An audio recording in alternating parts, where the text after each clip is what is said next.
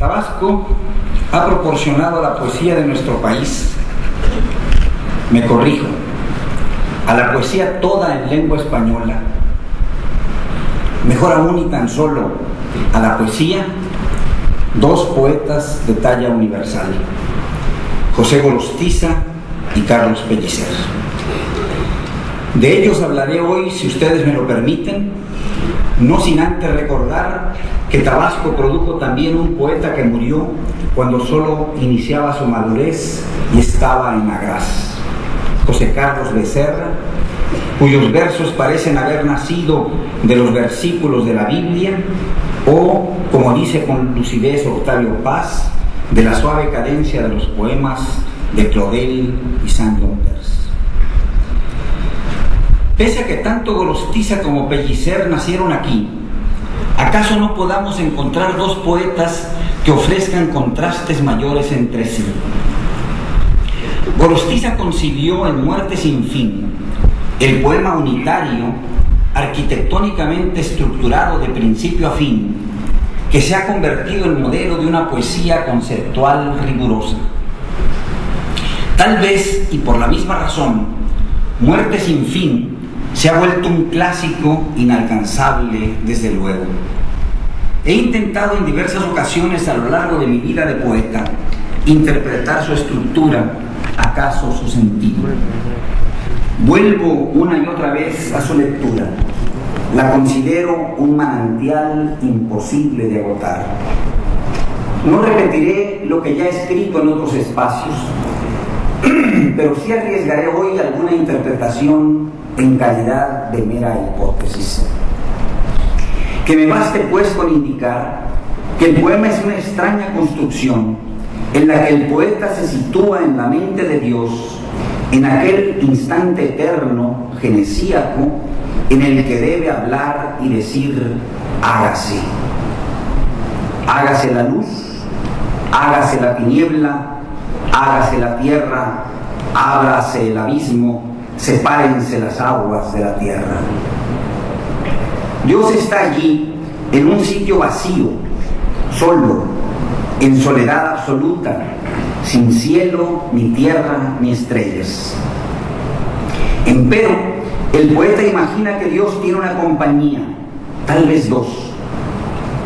El poeta ha deducido que Dios, allí y en aquel instante previo al momento genesíaco que habrá de producir por medio de su voz el mundo, antes de hablar y pronunciar, como dice el propio Gorostiza, su palabra sangrienta, está acompañado de una emanación suya, la sabiduría. También, aunque no se diga en los proverbios, de otra posible emanación suya, la inteligencia. Los fragmentos de los proverbios de Salomón, que Gorostiza ha puesto como epígrafes de Muerte sin fin, aluden con entera claridad a ese hecho. Sin embargo, el poeta ha suprimido de modo deliberado toda alusión a quien está aquí acompañando a Dios antes de que el mundo sea creado por su palabra. No se trata de una persona. En todo caso, se trata de una actividad superior que asume el carácter de una persona.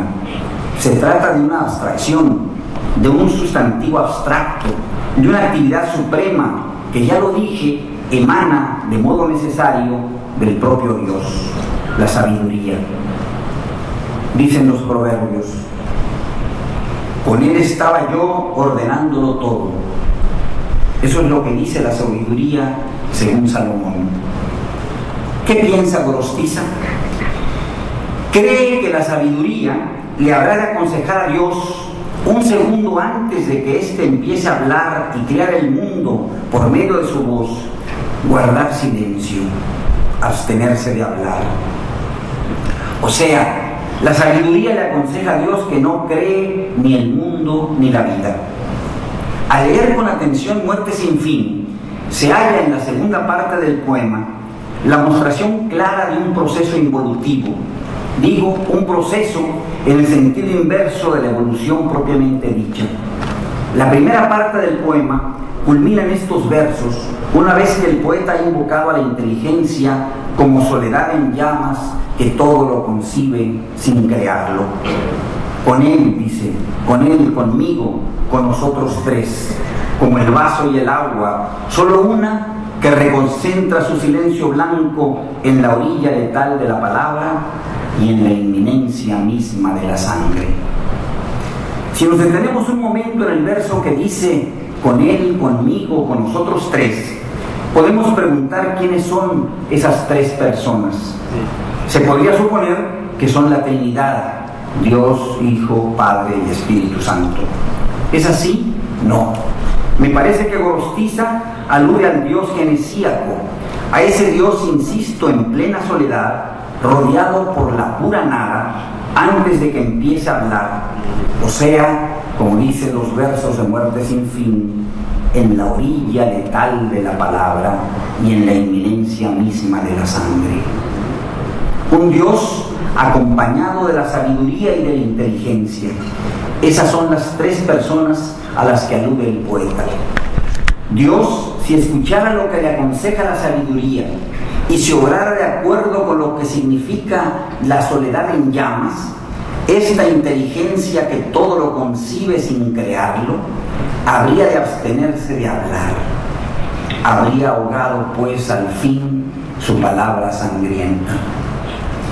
Solo de ese modo se entiende que la segunda parte de Muerte sin fin sea una bellísima y terrible descripción de cómo el universo entero y todos los seres que lo pueblan, desde las estrellas, recuerden que dicen, las estrellas entonces se ennegrecen, han vuelto el dardo insomne a la noche perfecta de su aljaba.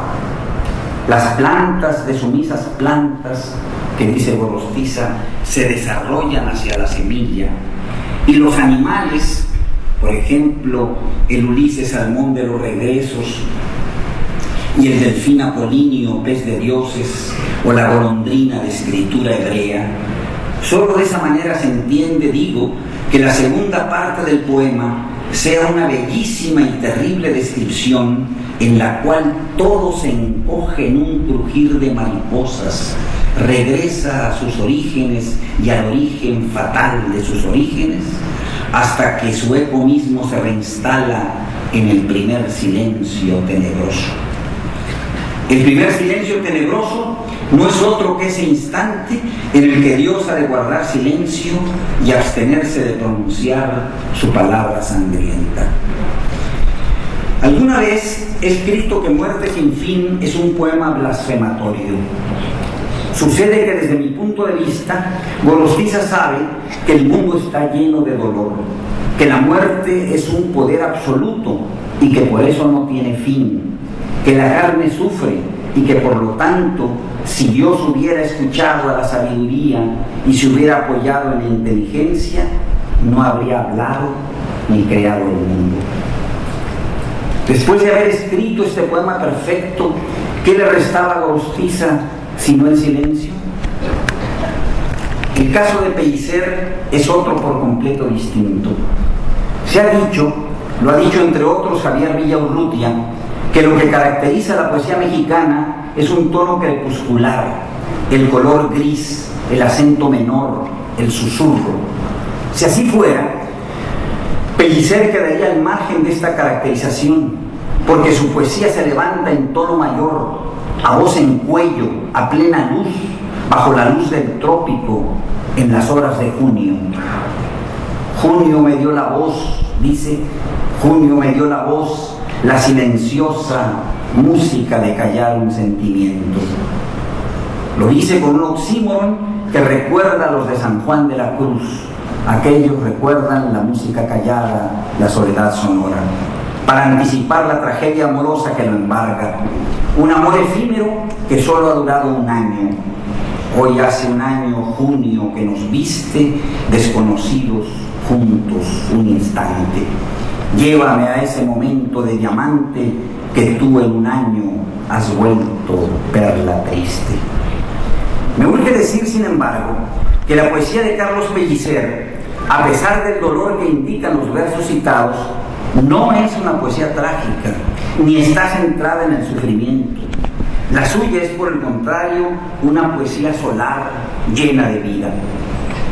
Ha escrito, adviértanlo, ni la penumbra de un hermoso duelo ennoblece mi carne afortunada. Califica pues a su carne de afortunada, y esa carne no ha sido ennoblecida por la penumbra de algún hermoso duelo. Pero el contraste entre estos dos grandes poetas no finaliza aquí. Mientras que Gorostiza es un poeta ceñido por el rigor y la medida, Pellicer es un poeta por lo general desbordado, poco apto para sujetarse a límites. Sus poemas mayores carecen del rigor que preside a Muerte sin fin. Hablo, desde luego, de poemas como Esquemas para una oda tropical, Discurso por las flores o Tempestad y calma en honor de Morelos. En todos ellos hallamos versos y estrofas deslumbrantes, por supuesto, llenas de fuerza y emoción. Oigan esto: si las palabras vinieran para decir Morelos, vendrían envueltas en esos nubarrones de piedra que a unos cuantos kilómetros nos miran. La tempestad de rocas de Tepoztlán vecina, el huracán de piedra de Tepoztlán que avanza, esas gargantas que vociferan árboles, esos peldaños a pájaros y lluvias cuando pasa la noche de resonantes piedras y el sol sacude el sueño de la luz allá arriba. Pero aún ese gran poema pierde consistencia y se desbarata en una serie de imágenes dispersas. Empero, tras largos años de trabajo, la poesía de Pellicer acaba por ceñirse al ritmo y la estructura de la poesía clásica y produce sonetos de una perfección tal como no se conocía en la lengua española desde los tiempos de Garcilaso, Quevedo o Sor Juana.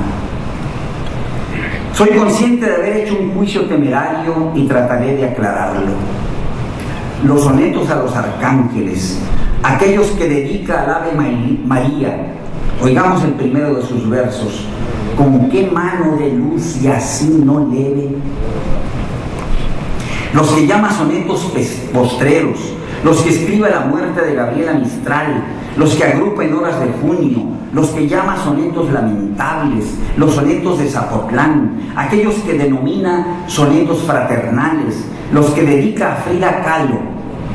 Cuando le envía un anillo adornado con el cero maya, escribe una cuarteta memorable: cero a la izquierda, nada, yo te digo, toma esta nada, póntela en un dedo, nada en un dedo llevará sin miedo, la nada poderosa del mendigo. ¿Qué versos? Los sonetos dolorosos, en fin, ¿a qué seguir? Muchos, si no es que todos sus sonetos se hallan en el límite de la perfección formal por su estructura, su ritmo y sus metáforas audaces. Poseen además, ya lo dije, una densidad semejante a la que hallamos en los mejores y más altos sonetos de Quevedo o de Sor Juana.